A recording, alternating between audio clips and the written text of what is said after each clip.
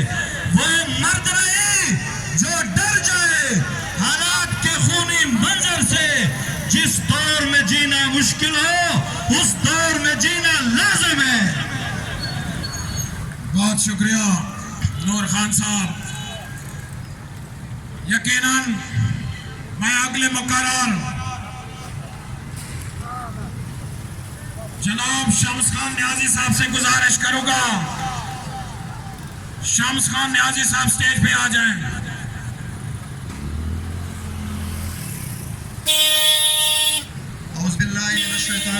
बिस्मिल्लाहिर्रहमानिर्रहीम।